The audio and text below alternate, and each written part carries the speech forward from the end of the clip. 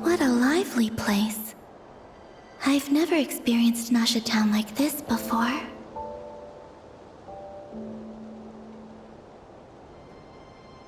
Hey, you old geezer! Your hammer's rusted through! Who are you calling old geezer?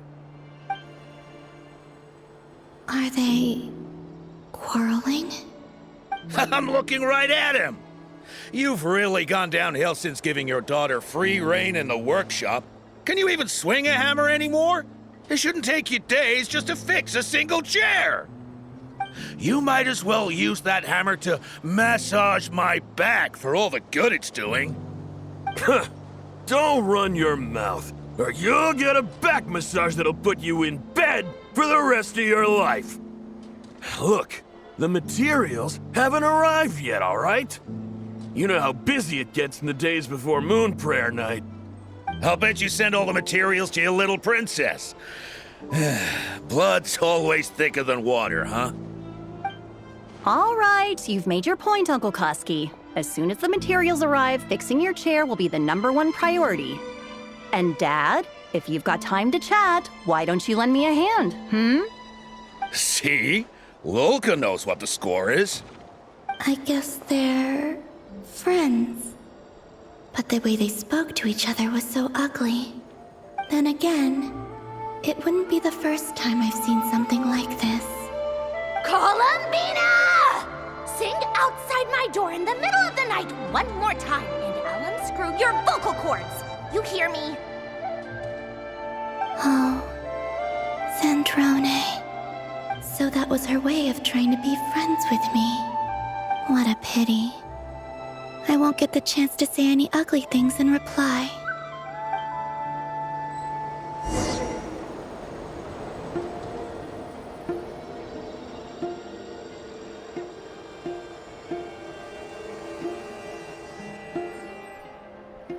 Hey, have you decided what to give her for Moon Prayer Night? I sure have. She's gonna get the surprise of her life when she's least expecting it. Then I'll whip out the ring and pop the question. The surprise of her life. What a fun turn of phrase. Cool, I get the picture. You can spare me the gushy details. Ooh, looks like we have a customer. Hello there, ma'am. Would you like some Moon Prayer Night candy? Huh? Is he talking to me? Can he see me? Here you go.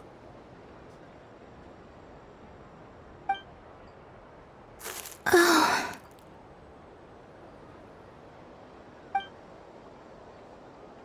Come back anytime. Right. Now, where were we?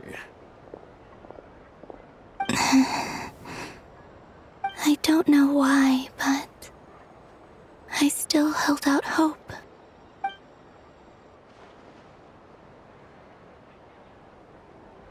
The most important thing right now is to find that mage. This name thing seems super important too, but where do we even start looking? I'd better go pay the Fatui a visit.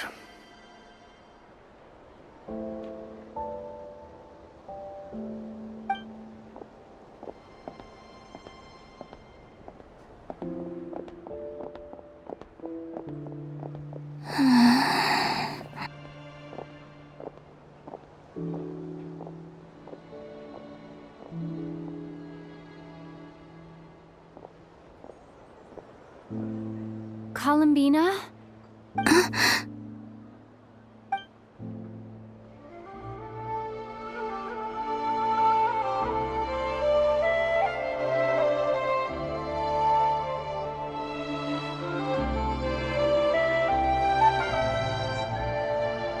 Traveler? Let's go! This is no time to be spacing out!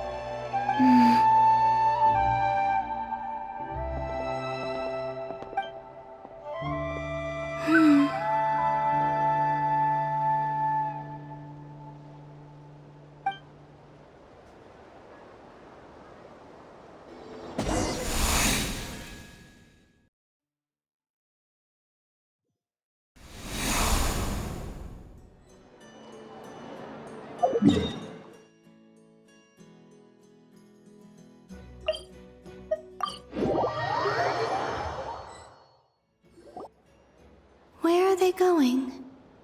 They mentioned a mage and... a name?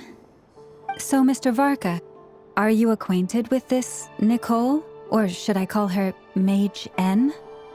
Ah, not really. We've never met, though she has come up in conversation. From what I've gathered, Alice kinda took Nicole under her wing. Taught her how to speak in a more ladylike fashion, that kind of thing.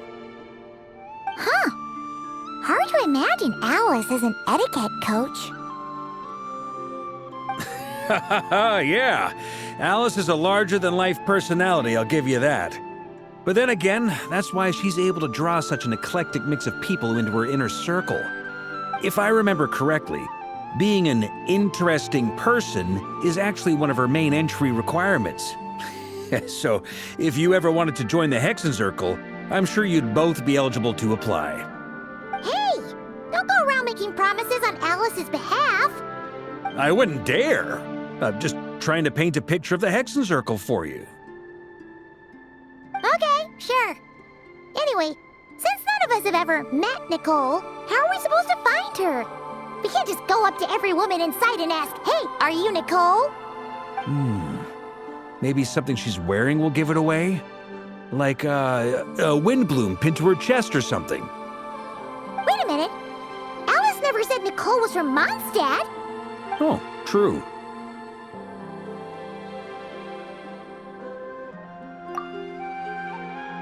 That would be... this young lady, then?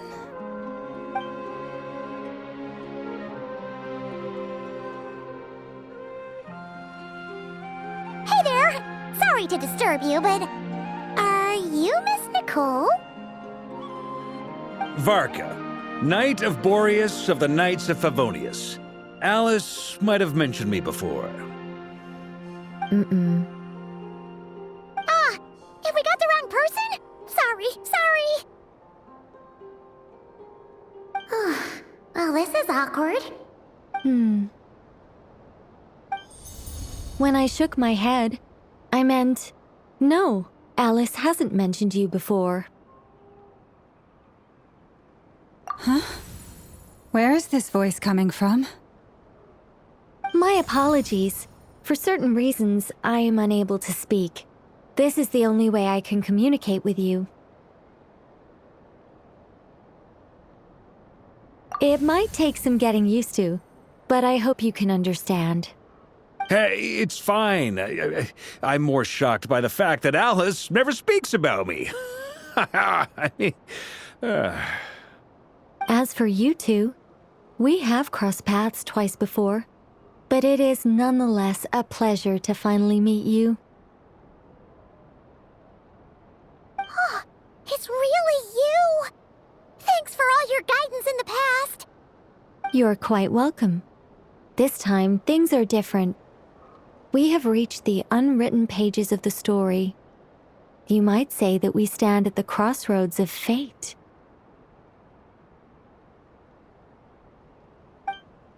Now then, allow me to formally introduce myself. My name is... No, stop! Alice! I can't believe it! I had a whole speech prepared. I'd agonized over every single word. She always picks the worst moments to ruin other people's plans. I'm so sorry about that. Alice took the liberty of devising some bespoke self-introduction magic for each member of the Hexen Circle. But I could have sworn I deleted all of the triggering conditions for it. How did it bypass everything? Oh gosh, this is so embarrassing. This is a very different side of Nicole than what we're used to. Is she not used to face-to-face interactions? Don't worry about it. We've seen that introduction magic once already, so it wasn't too much of a shock. Please go on, Miss Nicole. We'd love to hear what you have to say, or... well, communicate. Huh? Are they talking to this lady? But... Will you all promise to forget that horrendously embarrassing introduction? Sorry? Embarrassing? When?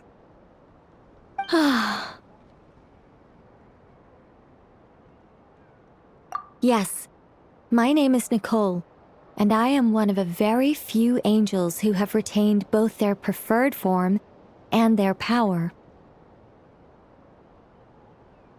The Traveler and Paimon should be no strangers to this concept. There is another of our kind in Natlan. They call her the Lord of the Night. All right! Paimon remembers her. Yes. Well, I have retained more of my power than she.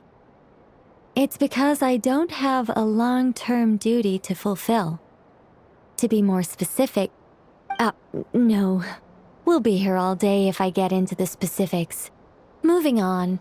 If I'm not mistaken, you are here because you wish to learn how one might reach the moon beyond the sky. That's right.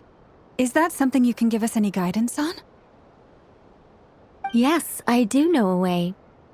It began with the Hyperboreans, who lived after the War of Funerary Flame. Blank looks. Maybe I should start with the background of the war. Or maybe not. It shouldn't be an issue. I'll fill in the gaps for you when we have more time. Anyway, after that war ended, the three moons retreated to beyond the false sky. The Hyperboreans were humans I once aided. They accepted the civilization and creations bestowed upon them by the angels. But despite accepting many blessings of the angels, many among them still held on to their faith in the moons. They were reluctant to accept the new order, even after the War of Funerary Flame. They sought to contact the moon goddesses beyond the sky and receive their guidance. But all three had passed away by that point.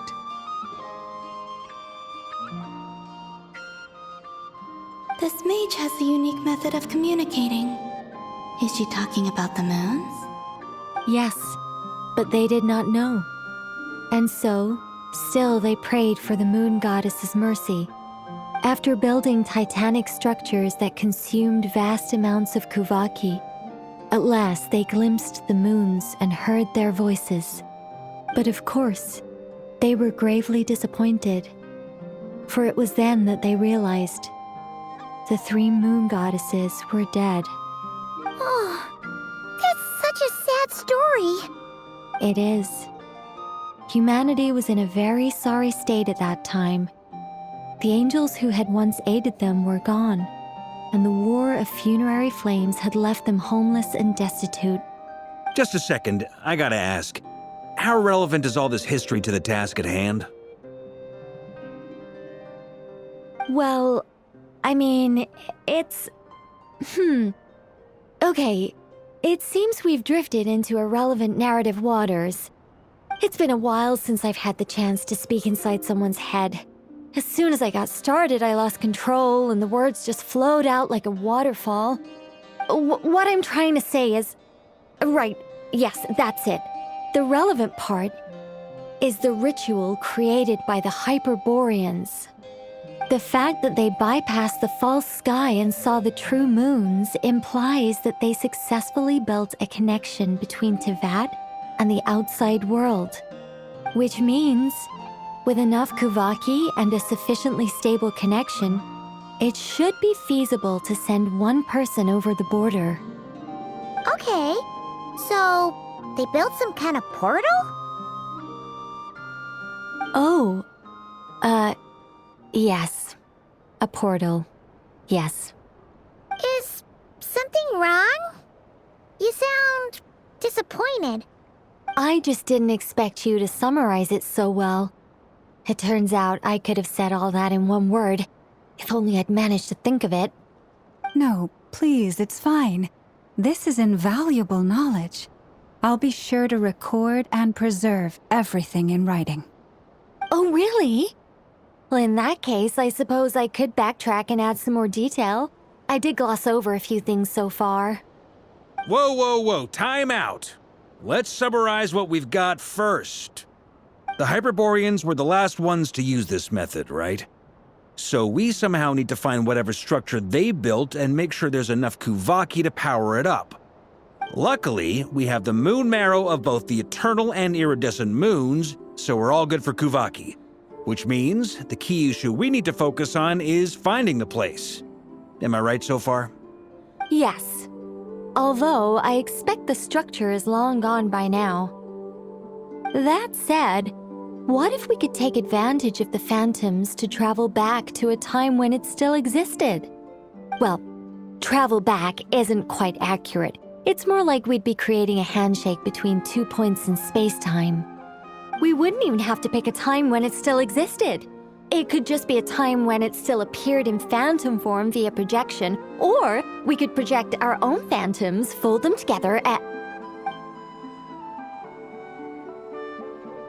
You look lost. Was that too hard to follow? Yeah, things got a little, technical there. Paimon's brain is reaching capacity. All right. Let me think about how to put this more simply. Okay, got it. Over the next few days, I'll search for phantoms that we can use. Once I find one that meets the criteria, I'll let you know and we'll regroup. By completing certain rituals, specific individuals will be able to enter the phantom and make it to the Hyperborean structure. If everything checks out and it looks feasible, we'll just need to wait for Moon Prayer Night, and we can send the Moon Goddess back home. I'm really skimping on the detail here. Is this making any sense at all? I think so. For now, we'll just wait to hear from you. Yes. Basically, yes. Great. Counting on you. In the meantime, we'll focus on finding the Moon Goddess's name. My name? Are they looking for a way to stop me from disappearing? Excuse me, Miss... Go on, Miss Nicole. This conversation was a little all over the place. I didn't catch your name. I am Lauma, of the Frost Moon Scions. Ah, I did wonder. I noticed that you listened very intently when I spoke about Hyperborea and the moon's history.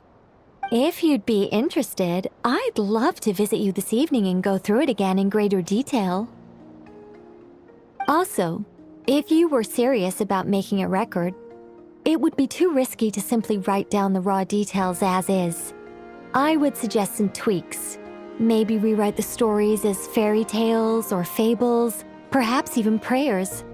Anyway, we can cross that bridge when we come to it. So, see you later then? Oh, and no need to prepare anything. Just a cup of tea will do. See ya! She seems friendly. It's just... It's so nice to find someone who's actually willing to listen. I've been dying for a chance to finally go through all this systematically from start to finish. Any longer and I'd probably start forgetting it. Now Paimon gets why Alice told us to mind our heads. Ha ha ha ha, what did I tell you? A lot of quirky people in Alice's orbit. Now then, the next order of business is, where do we start looking for the Moon Goddess's name? Maybe the rest of what Nicole has to say might give us some clues. Once I've heard her out, I'll summarize the salient points and share them with you all. I'm also inclined to review our other documents. Yes, our faith was first established by our Hyperborean ancestors, but many of the more factually accurate records are from after Kuthar's birth. Sounds like we're gonna follow Kalabina's journey through Teyvat, huh? In that case, we'll start by heading to the Frost Moon Enclave. Sounds like a plan. Take this with you. I'll see about getting in touch with the Fatui. It'll probably just be Arlecchino and Sandroni again. They're the only ones who would want to help. Thank you, Mr. Varka. Don't mention it. Honestly, I'm more comfortable dealing with the Fatui than prying into the details of a young lady's childhood. Catch you later. I should follow them, just in case there's some way that I can help.